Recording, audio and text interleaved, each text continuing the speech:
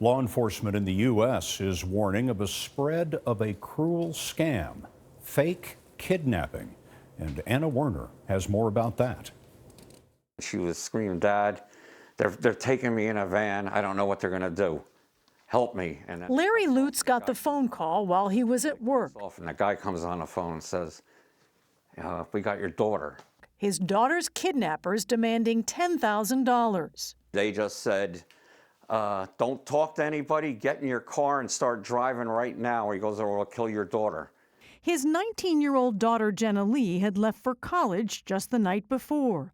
Believing her life was on the line, Lutz went to the bank to get cash, then drove through the night to 8 different locations, wiring the money to Mexico as he was directed. Soon, his wife, Donna, wondered why her husband hadn't come home. A call reported she's been able to get in touch with her husband.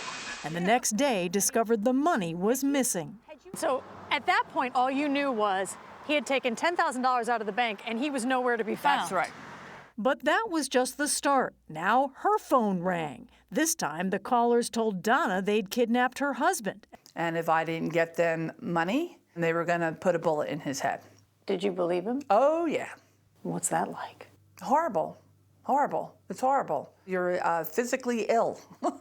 Like her husband, Donna was also told to wire the cash from different locations. Finally, her children contacted the police, who stopped her from wiring any more money with a startling revelation. It's a scam. I'm like, no, it's not. And they're like, it's a scam. The Lutz had been the victims of a fake kidnapping scheme, and they weren't alone. But this is a nationwide problem. NYPD Detective Lieutenant John Rogan told us organized crime rings call victims at random, convincing them they've kidnapped their loved ones. Why would you say it's so effective in many of these cases? I believe it's effective because they're playing on everyone's good nature and wanting to get their family members back. They don't have to actually kidnap anybody, do they? They do not have to kidnap anybody. They sit at home and wait for the money to be wired to the locations that they desire. The Lutz were finally reunited 28 hours after Larry received the first phone call. What was your reaction? Big hug. Oh, yeah. Big hug. And cry. But they'd lost $17,000.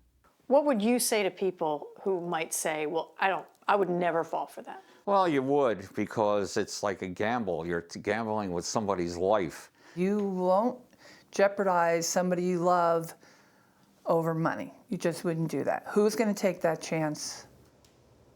New York City police told us hundreds of these calls are made, they believe, at random.